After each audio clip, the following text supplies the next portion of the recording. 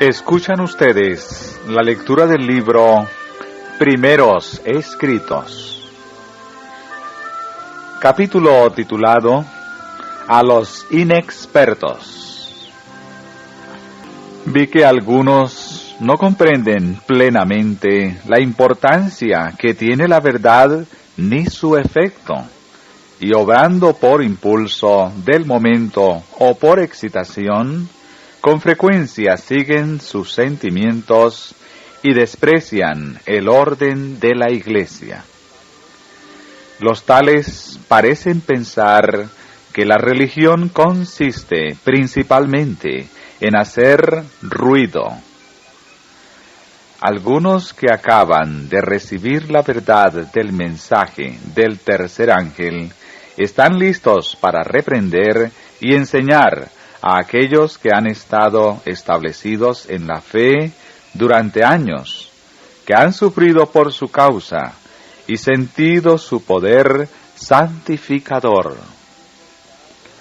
Los que están tan hinchados por el enemigo tendrán que sentir la influencia santificadora de la verdad y obtener una comprensión mejor de cómo encontró ella a cada uno, desventurado, miserable, pobre, ciego y desnudo.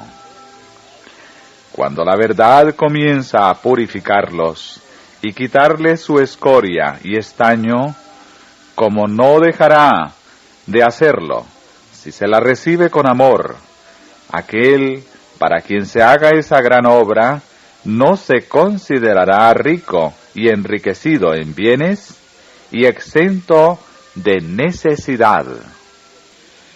Los que profesan creer la verdad y piensan que lo saben todo antes que hayan aprendido sus primeros principios, y los que se adelantan a ocupar el puesto de maestros y reprenden a aquellos que durante años se mantuvieron rígidamente de parte de la verdad, demuestran claramente que no tienen comprensión de la misma, ni conocen sus efectos. Porque si supieran algo de su poder santificador, producirían los frutos apacibles de la justicia, y se mantendrían humildes bajo su dulce y poderosa influencia. Llevarían fruto para gloria de Dios, y comprenderían lo que la verdad hizo en su favor, y considerarían a los demás como mejores que ellos mismos. Vi que el residuo no estaba preparado para lo que viene sobre la tierra. Un estupor como letargo parecía suspendido sobre el ánimo de la mayoría de aquellos que profesan creer que tenemos el último mensaje. Mi ángel acompañante exclamó con intensa solemnidad: «Preparaos, preparaos, preparaos, porque la ardiente ira del Señor ha de manifestarse pronto. Ha de ser derramada sin mezcla de misericordia, y no estáis listos. Rasgad vuestro corazón y no vuestras vestiduras. Una gran obra tiene que ser hecha en favor del residuo. Muchos de los que lo componen se espacían en pruebas menudas. Dijo el ángel: os rodean legiones de malos ángeles, y están tratando de esparcir sus espantosas tinieblas, a fin de apresaros en sus lazos. Permitís que vuestra atención sea distraída con demasiada facilidad de la obra de preparación y de las importantísimas verdades para estos días postreros. Y vosotros os espaciáis en pruebas pequeñas y entráis en detalles minuciosos de dificultades insignificantes para explicar estas a satisfacción de este o de aquel.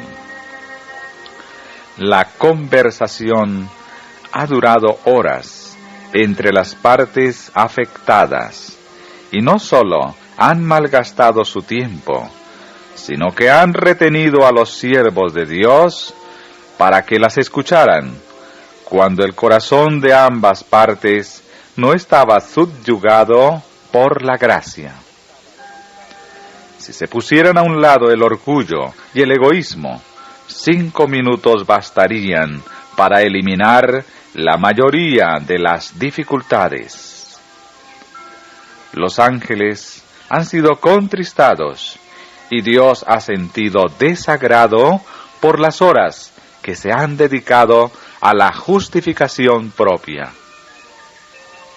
Vi que Dios no quiere inclinarse y escuchar largas justificaciones, ni quiere que lo hagan sus siervos, y que se pierda así un tiempo precioso que debiera dedicarse a enseñar a los transgresores el error de sus caminos y a arrancar almas del fuego.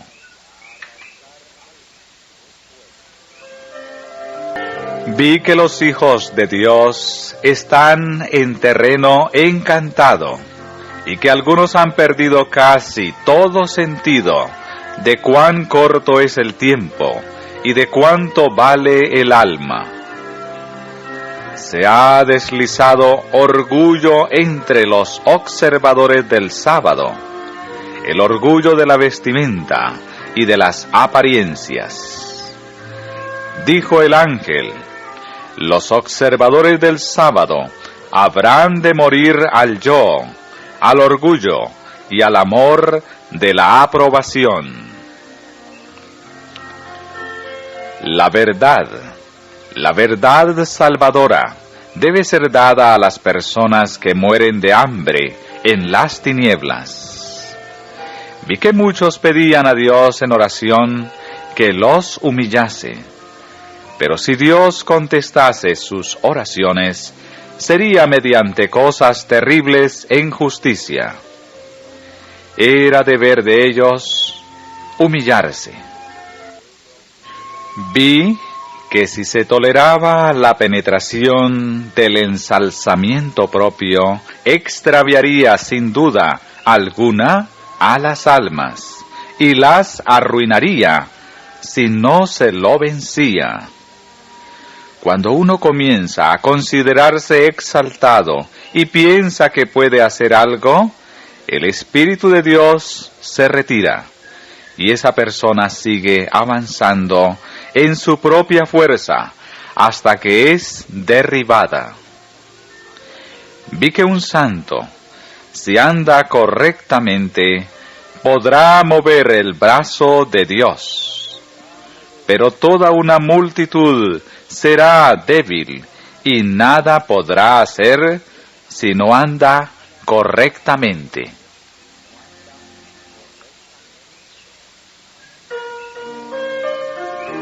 Muchos tienen corazones que no han sido subyugados ni humillados y piensan más en sus pequeños agravios y pruebas que en las almas de los pecadores. Si tuviesen presente la gloria de Dios, se compadecerían de las almas que perecen en derredor suyo, y si comprendiesen su situación peligrosa, trabajarían con energía, ejercerían fe en Dios y sostendrían las manos de sus siervos, a fin de que pudieran declarar la verdad audazmente, aunque con amor, y amonestar a las almas a que la acepten antes de que se desvanezca la dulce voz de la misericordia. Dijo el ángel: los que profesan su nombre no están listos. Vi que las 7 postreras plagas van a caer sobre las cabezas sin protección de los impíos. Y entonces los que les hayan estorbado el paso oirán los amargos reproches de los pecadores, y sus corazones desmayarán dentro de sí.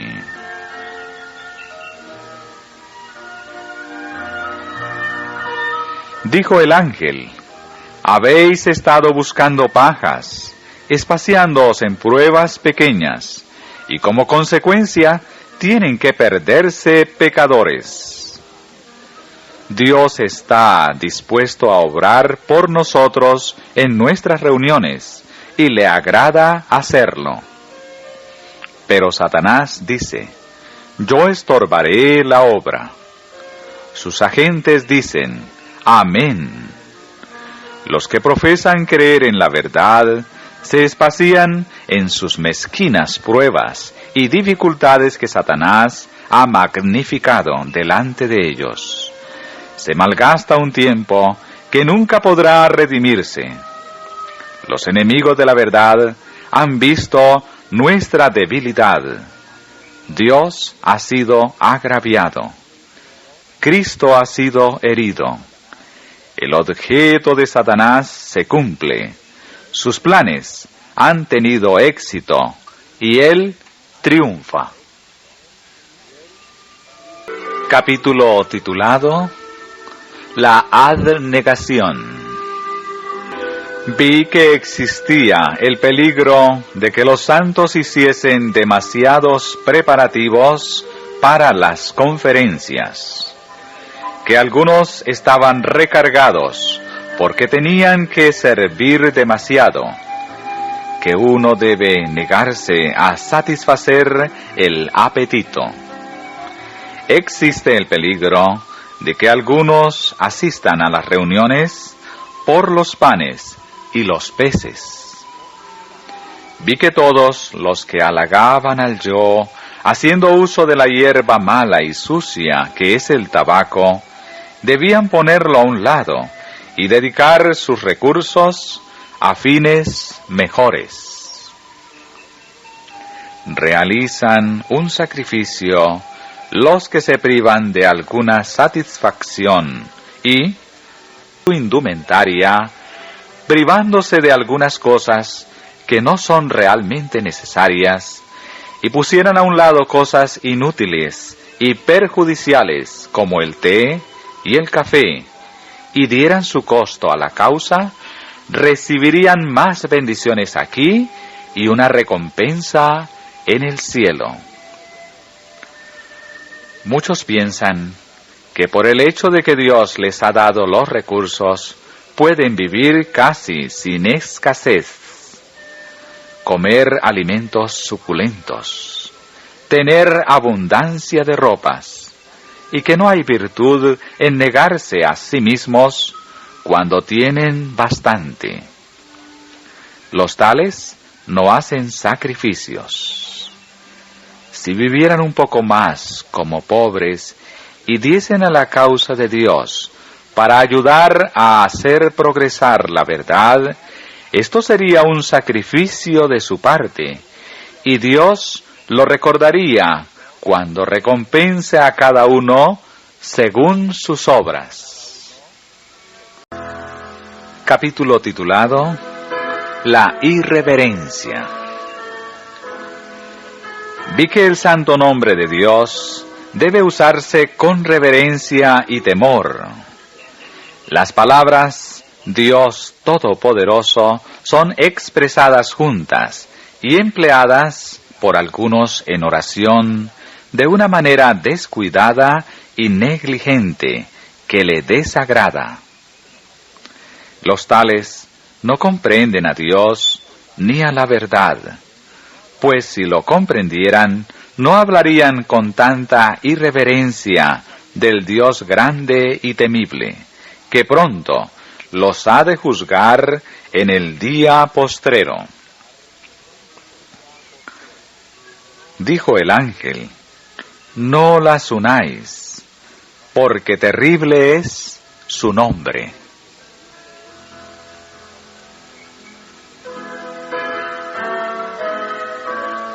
Los que se dan cuenta de la grandeza y la majestad de Dios, pronunciarán su nombre con santa reverencia. Él mora en luz inaccesible. Ningún hombre puede verle y vivir.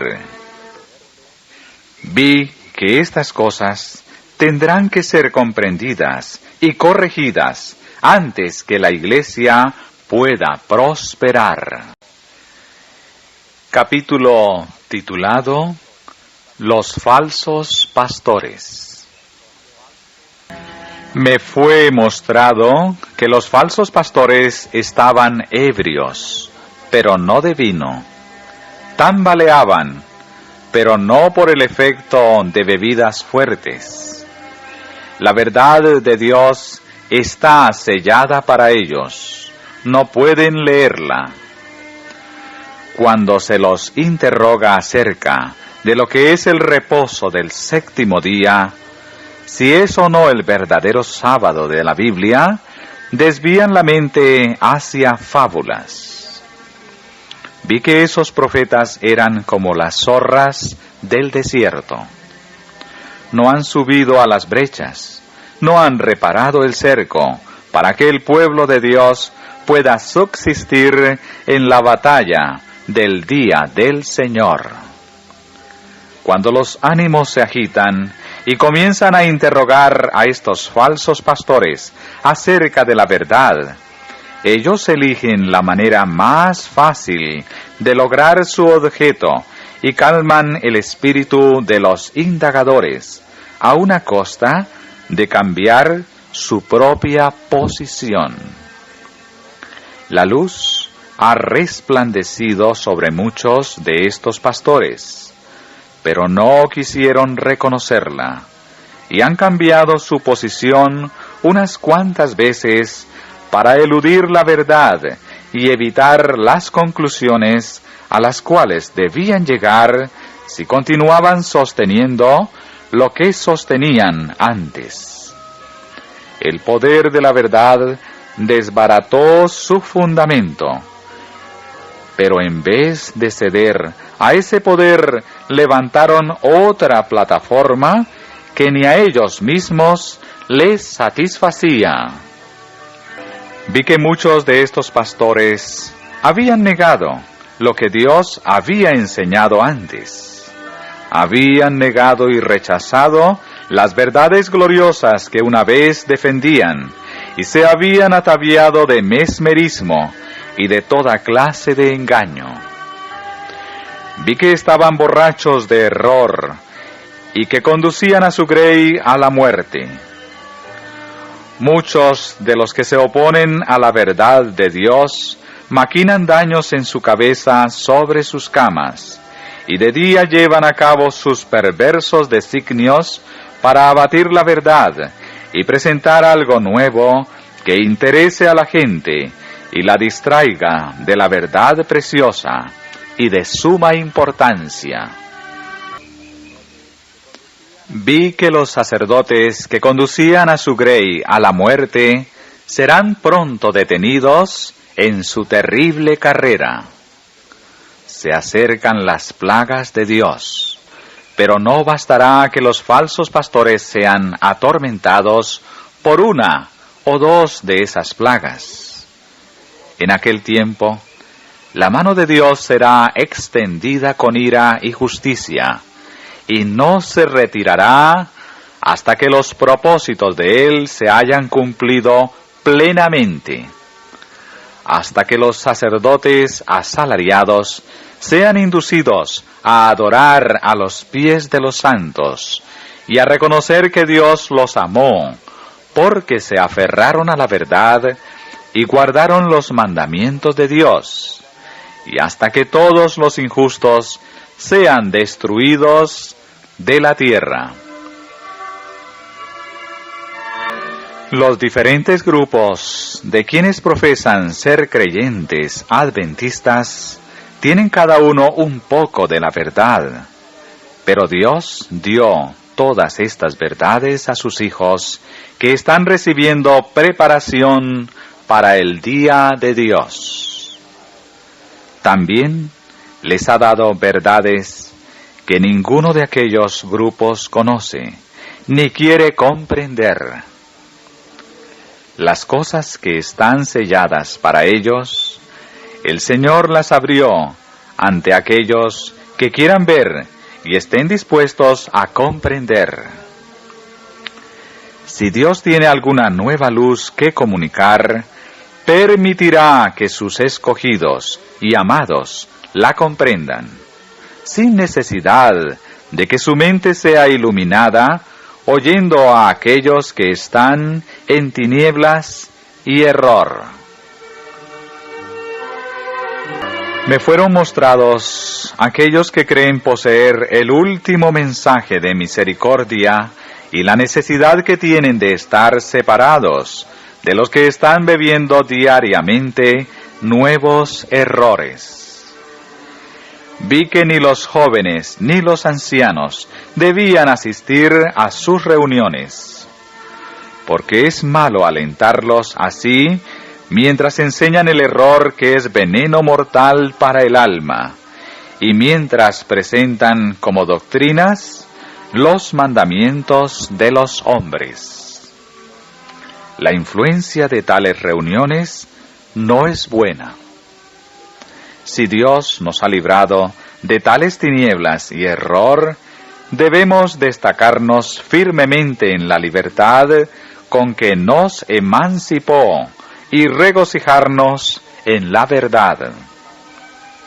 Dios siente desagrado hacia nosotros cuando vamos a escuchar el error, sin estar obligados a ir, porque a menos que nos mande a aquellas reuniones donde se inculca el error a la gente por el poder de la voluntad, no nos guardará.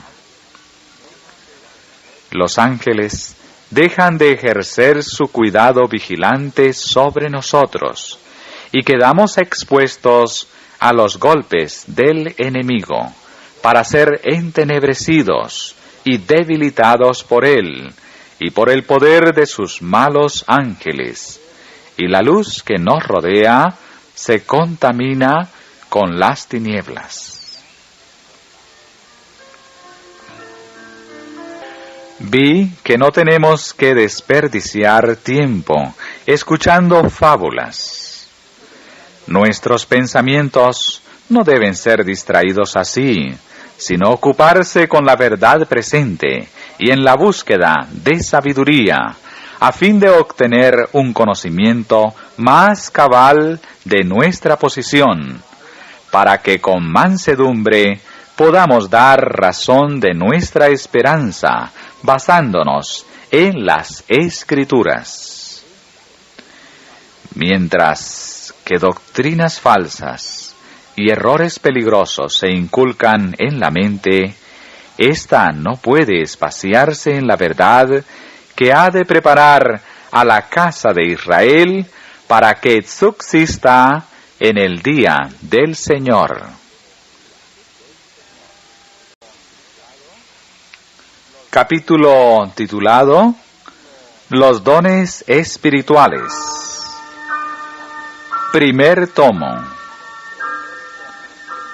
La gran controversia entre Cristo y Satanás. Publicado en Battle Creek, Michigan, en septiembre de 1858.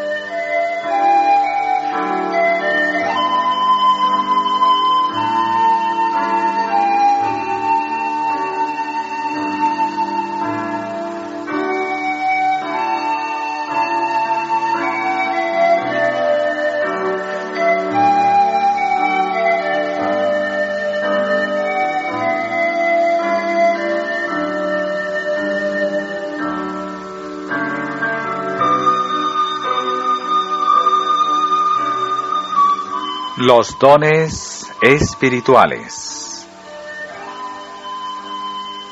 La caída de Satanás.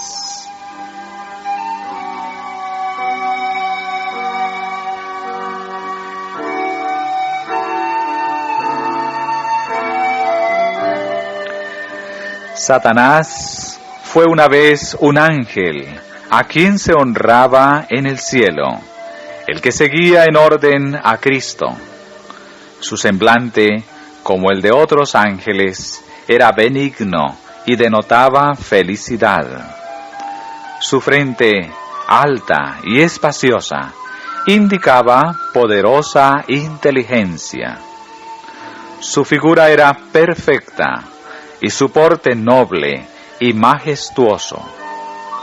Pero cuando Dios dijo a su Hijo, «Hagamos al hombre a nuestra imagen», Satanás sintió celos de Jesús. Deseó que se le consultase acerca de la formación del hombre, y porque esto no se hizo, se llenó de envidia, celos y odio. Deseó recibir los más altos honores después de Dios en el cielo. Hasta entonces, todo el cielo había estado en orden, armonía y perfecta sumisión al gobierno de Dios. Rebelarse contra su orden y voluntad era el mayor pecado. Todo el cielo parecía estar en conmoción. Los ángeles fueron reunidos en compañías, teniendo cada división a su cabeza un ángel superior que la comandaba. Satanás, deseoso de exaltarse, no queriendo someterse a la autoridad de Jesús, sembraba insinuaciones contra el gobierno de Dios. Algunos de los ángeles simpatizaban con Satanás en su rebelión, y otros contendían esforzadamente por el honor y la sabiduría de Dios al dar autoridad a su Hijo. Hubo contienda entre los ángeles. Satanás y los que simpatizaban con él luchaban por reformar el gobierno de Dios.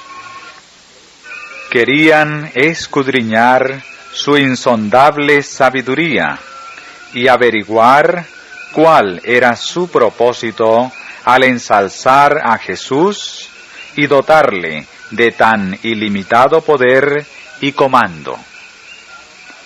Se rebelaron contra la autoridad del Hijo. Toda la hueste celestial fue convocada para que compareciese ante el Padre a fin de que se decidiese cada caso.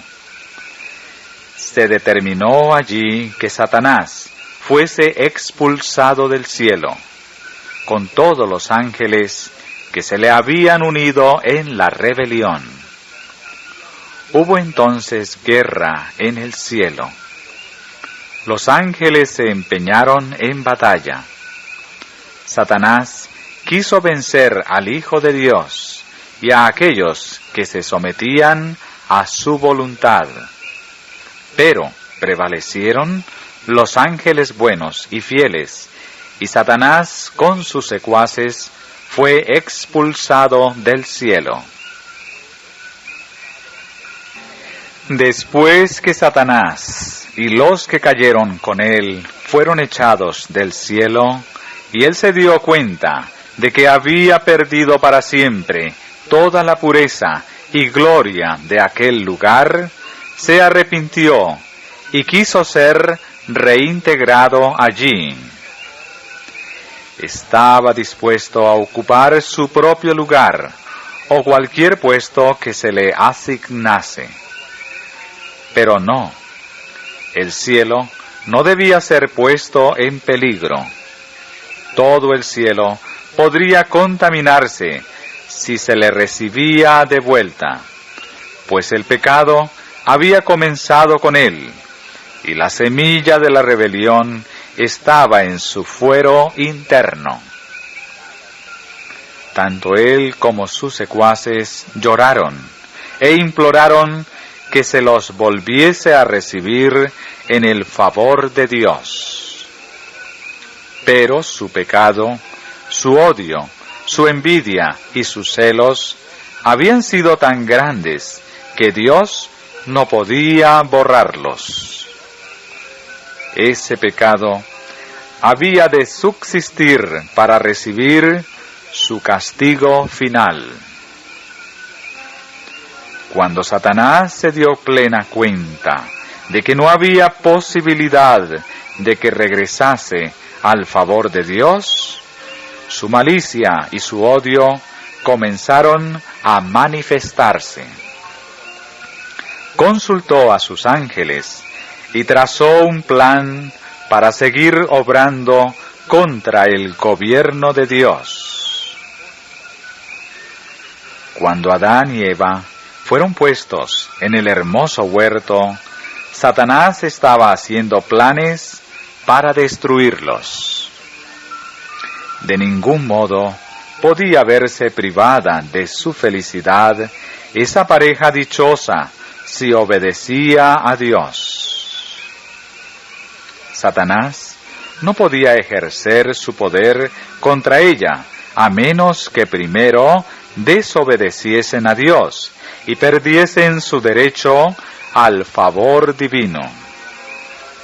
Había que idear algún plan para inducirlos a desobedecer a fin de que incurriesen en la desaprobación de Dios y fuesen puestos bajo la influencia más directa de Satanás y sus ángeles. Se decidió que Satanás asumiría otra forma y manifestaría interés en el hombre. Tenía que hacerle insinuaciones contra la veracidad de Dios y crear dudas acerca de si Dios quería decir precisamente lo que decía. Luego, excitar la curiosidad de la pareja e inducirla a tratar de inmiscuirse en los planes insondables de Dios. Es decir, cometer el mismo pecado del cual Satanás se había hecho culpable y razonar acerca de la causa de sus restricciones con respecto al árbol del conocimiento. Capítulo titulado La caída del hombre. Los santos ángeles visitaban a menudo el huerto y daban instrucciones a Adán y Eva acerca de sus ocupaciones y también los instruyeron acerca de la rebelión y la caída de Satanás. Los ángeles los pusieron en guardia con respecto a Satanás y les aconsejaron que no se separasen el uno del otro en sus ocupaciones, porque podían encontrarse con el enemigo caído. Los ángeles les recomendaron también que siguiesen estrictamente las indicaciones que Dios les había dado, pues únicamente en la obediencia perfecta podían tener seguridad. Si obraban así, el enemigo caído no tendría poder contra ellos. Satanás comenzó su obra con Eva para inducirla a desobedecer. Ella erró, primero al apartarse de su esposo, luego al demorarse cerca del árbol prohibido, y después al escuchar la voz del tentador al punto de dudar de lo que Dios había dicho. El día que de él comieres, ciertamente morirás. Pensó que tal vez el Señor no quería decir precisamente lo que había dicho, y se aventuró a extender la mano. Tomó del fruto y comió. Era agradable al ojo y al paladar. Entonces sintió celos de que Dios les hubiese privado de lo que era realmente bueno para ellos, y ofreció algo de esa fruta a su esposo, y así lo tentó. Relató a Adán todo lo que la serpiente había dicho, y expresó su asombro de que aquella tuviese facultad de hablar. Vi una tristeza extenderse por el semblante de Adán. Parecía atemorizado y asombrado. Se notaba que sostenía una lucha en su ánimo. No le cabía duda de que se trataba del enemigo contra el cual se los había amonestado, y que su esposa debía morir. Iban a quedar separados. Su amor por Eva era fuerte, y dominado por un desaliento absoluto, resolvió compartir la suerte de ella. Recibió el fruto y lo comió rápidamente. Entonces Satanás se regocijó. Se había revelado en el cielo y había ganado simpatizantes que le amaban y le seguían en su rebelión.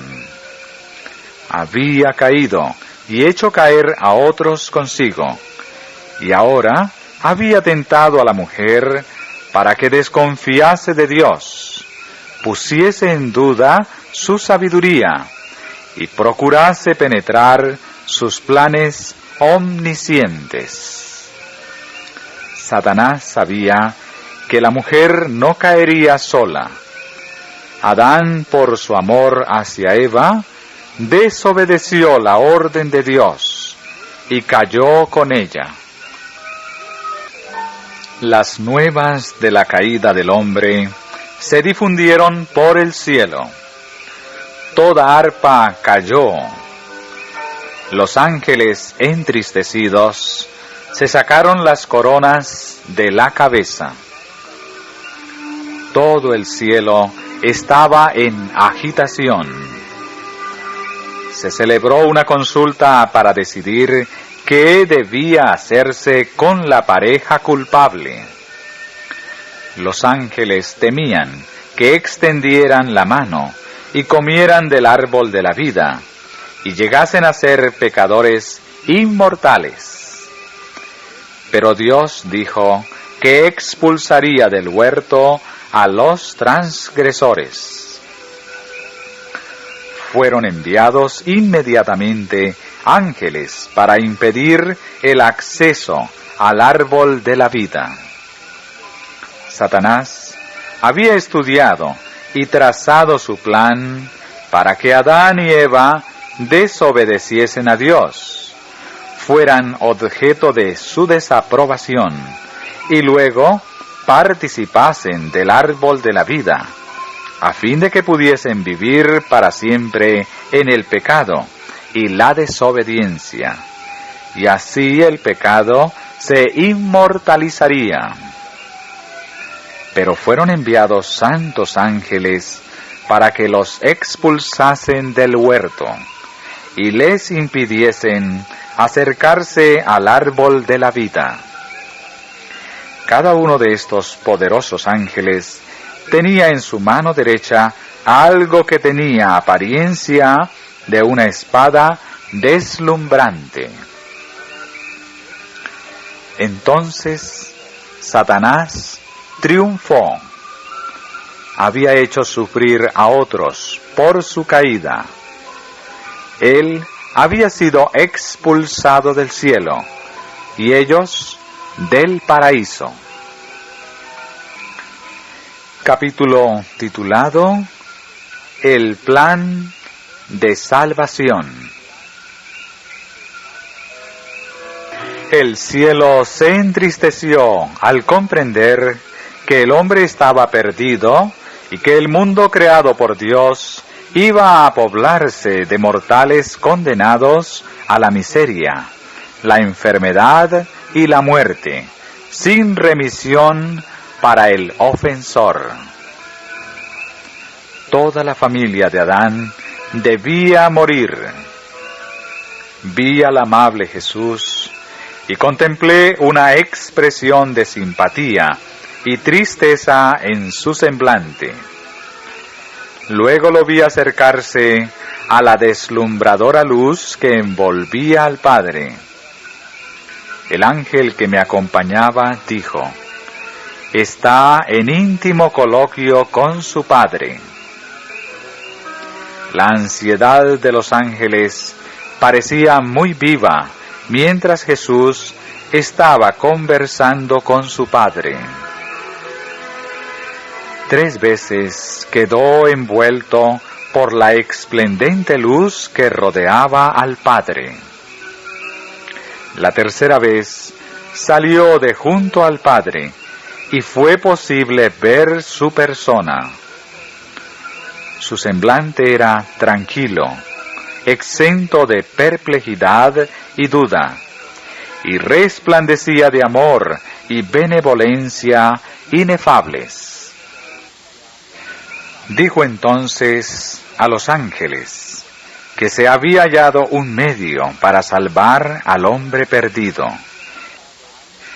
que había estado intercediendo con su Padre y había ofrecido dar su vida como rescate y cargar él mismo con la sentencia de muerte, a fin de que por su intervención pudiesen los hombres encontrar perdón, para que por los méritos de la sangre y la obediencia de él a la ley de Dios, ellos obtuviesen el favor del Padre y volviesen al hermoso huerto para comer del fruto del árbol de vida. Al principio, los ángeles no pudieron alegrarse, porque su caudillo no les había ocultado nada, sino que les había declarado explícitamente el plan de salvación. Jesús les dijo que se interpondría entre la ira de su Padre y el hombre culpable, que soportaría iniquidades y escarnios, y que muy pocos lo reconocerían como Hijo de Dios. Casi todos le odiarían y rechazarían. Dejaría toda la gloria que tuvo en el cielo para aparecer en la tierra como hombre, humillándose como tal y relacionándose por una experiencia personal con las diversas tentaciones que asediarían a los hombres, a fin de saber cómo auxiliar a los tentados. Y que, por último, una vez cumplida su misión como maestro, sería entregado en manos de los hombres para sufrir cuantas crueldades y tormentos pudiesen inspirar a Satanás y sus ángeles, a los malvados. Que moriría de la más cruel de las muertes, colgado entre los cielos y la tierra, como culpable pecador. Que sufriría terribles horas de agonía, de la cual los mismos ángeles esconderían el rostro, pues no podrían tolerar el espectáculo. No sería sólo agonía del cuerpo la que sufriría, sino también una agonía mental con la que ningún sufrimiento corporal podría compararse. Sobre él recaerían los pecados del mundo entero. Les dijo que moriría, que resucitaría al tercer día y ascendería junto a su Padre para interceder por el hombre rebelde y culpable.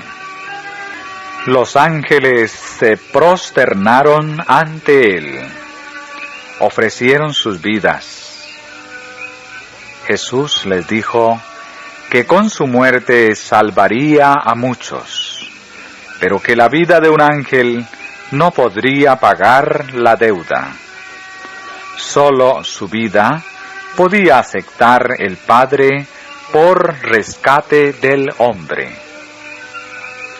También les dijo que ellos tendrían una parte que cumplir, estar con Él y fortalecerlo en varias ocasiones, que tomaría la naturaleza caída del hombre y su fortaleza no equivaldría siquiera a la de ellos, que presenciarían su humillación y sus acerbos sufrimientos, y que cuando vieran sus padecimientos y el odio de los hombres hacia él, se estremecerían con profundísimas emociones, y que por lo mucho que le amaban, iban a querer rescatarlo y librarlo de sus verdugos, pero que de ningún modo deberían intervenir entonces para evitar nada de lo que presenciasen, que desempeñarían una parte en su resurrección, que el plan de salvación estaba ya trazado y que su Padre lo había aprobado. Con santa tristeza consoló y alentó Jesús a los ángeles, manifestándoles que más tarde estarían con él aquellos a quienes redimiese, pues con su muerte rescataría a muchos y destruiría al que tenía el poder de la muerte. Su Padre le daría el reino y la grandeza del dominio bajo todo el cielo, y él lo poseería por siempre jamás. Satanás y los pecadores serían destruidos para que nunca perturbasen el cielo ni la nueva tierra purificada. Jesús ordenó a la hueste celestial que se reconciliase con el plan que su Padre había aprobado, y se alegrara de que el hombre caído pudiera, por virtud de su muerte, recobrar su elevada posición, obtener el favor de Dios y gozar del cielo. Entonces se llenó el cielo de inefable júbilo. La hueste celestial entonó un cántico de alabanza y adoración. Pulsaron las arpas y cantaron con una nota más alta que antes, por la gran misericordia y condescendencia de Dios, al dar a su queridísimo y amado, para que muriese por una raza de rebeldes.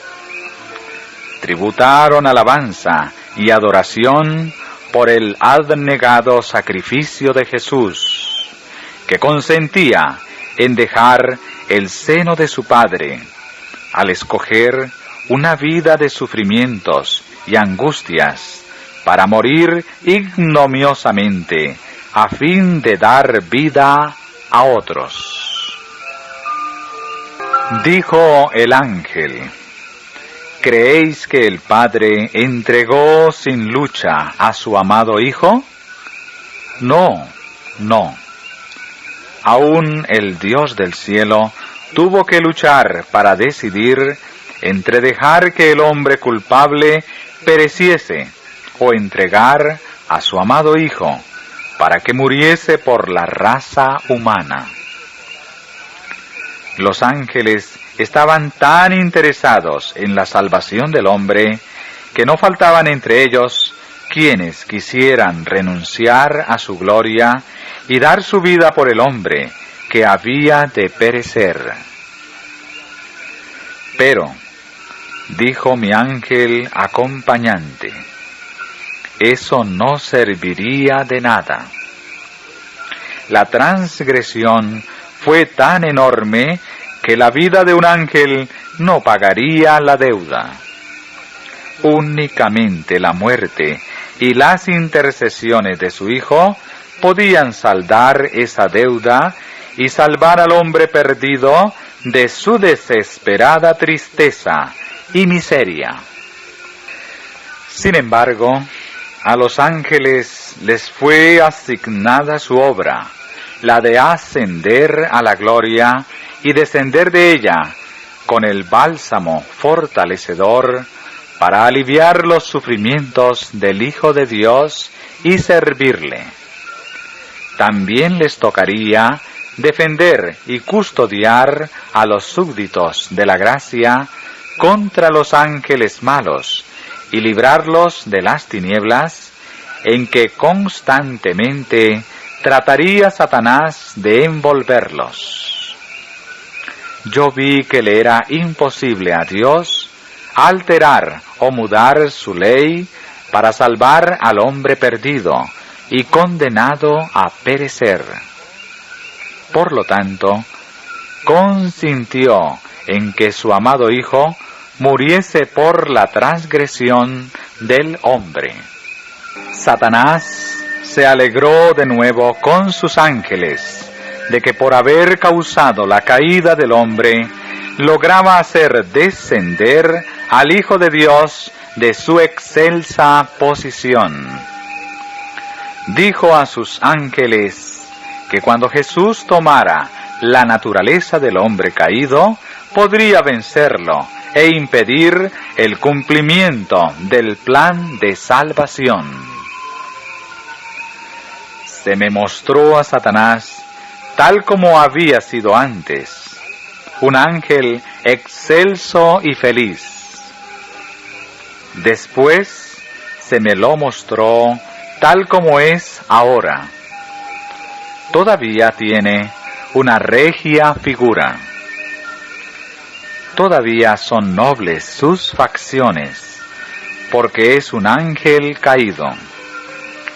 Pero su semblante denota viva ansiedad, inquietud, desdicha, malicia, odio, falacia, engaño y todo linaje de mal. Me fijé especialmente en aquella frente que tan noble fuera. Comienza a inclinarse hacia atrás desde los ojos. Vi que se viene dedicando al mal desde hace tanto tiempo que en él las buenas cualidades están degradadas y todo rasgo malo se ha desarrollado. Sus ojos, astutos y sagaces, denotaban profunda penetración. Su cuerpo era grande, pero las carnes le colgaban flácidas en la cara y las manos. Cuando lo vi, tenía apoyada la barbilla en la mano izquierda. Parecía estar muy pensativo. Se le entreabrieron los labios en una sonrisa que me hizo temblar por lo cargada que estaba de malignidad y satánica astucia. Así se sonríe siempre que está por asegurarse una víctima, y cuando la sujeta en sus lazos, esa sonrisa se vuelve horrible.